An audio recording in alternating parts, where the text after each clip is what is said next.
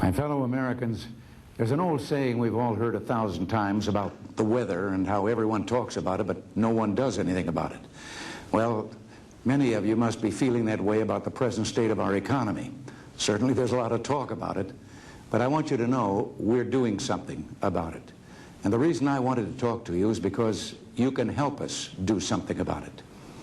Believe me, if some of you are confused, I can understand why.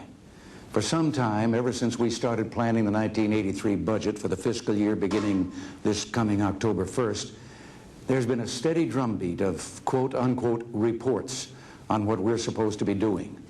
I know you've read and heard on the news a variety of statements attributed to various, quote, authoritative government sources who prefer not to have their names used, unquote. Well, you know my name, and I think I'm an authoritative source on this since I'm right in the middle of what's going on here. So I'd like to set the record straight on a few of the things that you might have heard lately. I'm sure you've heard that we're proposing the largest single tax increase in history. The truth is, we're proposing nothing of the kind. And then there's the one that our economic recovery program has failed, so I've abandoned it and turned to increasing taxes instead of trying to reduce federal spending, unquote. Well, don't you believe that one either. Yes, there is a tax bill before the Congress tied to a program of further cuts in spending. It is not, however, the greatest single tax increase in history.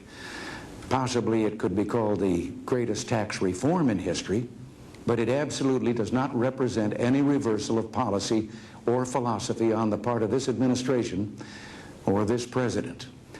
Now, you may have heard that some special interests oppose this bill, and that's right, some do. As a matter of fact, some in the Congress of my own party object to this bill, and strongly. I'm told by many that this bill is not politically popular, and it may not be. Why then do I support it? I support it because it's right for America. I support it because it's fair. I support it because it will, when combined with our cuts in government spending, reduce interest rates and put more Americans back to work again. Now, you'll recall that when our administration came into office a year ago last January, we announced a plan for economic recovery. Recovery from what? From a 1980 recession that saw inflation in double-digit figures for the second year in a row. It was 12.4% when we arrived. Interest rates had gone into outer space. They were at the highest they'd been in 100 years, with a prime rate that hit 21.5%. There were almost 8 million Americans out of work, and in several hard-hit industrial states, there already were pockets of unemployment reaching figures of 15, 18, and even 20%. I went to those areas, I know. The cost of government was increasing at a rate of 17% a year. There was little we could do about the budget already in place, but we could do something about the one that had been proposed for the fiscal year beginning in October of our first year.